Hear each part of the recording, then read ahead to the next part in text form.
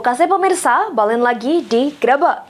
Jelang arus mudik lebaran, jalan lintas tengah Musi Banyuasin Sekayu Lubuk Linggau mengalami sejumlah kerusakan.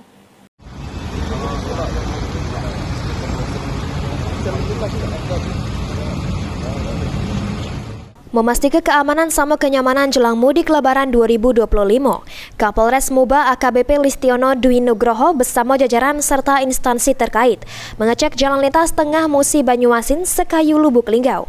Dari pengecekan yang dilakukan ditemukan kerusakan di sejumlah titik jalintang yang bisa membahayu ke pengendara.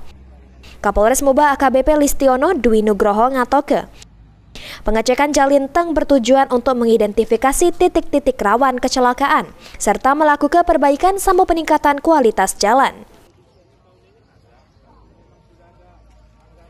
Kami hari ini dari pihak kepolisian, dari pemerintah daerah, dari Kepala Dinas Perhubungan, Kepala Dinas PU, dan ada juga Balai Besar Pelaksana Jalan Nasional Sumatera Selatan, dari Pak Camat, Satpol PP dan semuanya yang hadir di sini.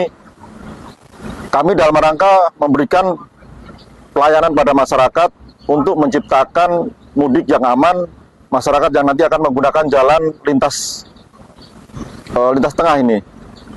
Ada beberapa atensi tadi, yaitu ada beberapa lubang, ada beberapa belokan yang menjadi atensi, termasuk juga kerawanan longsor di samping sungai tadi.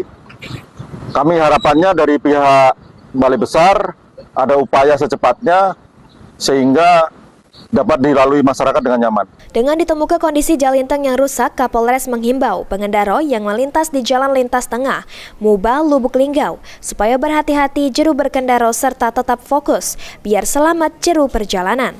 Ruzi Iskandar, PAL TV.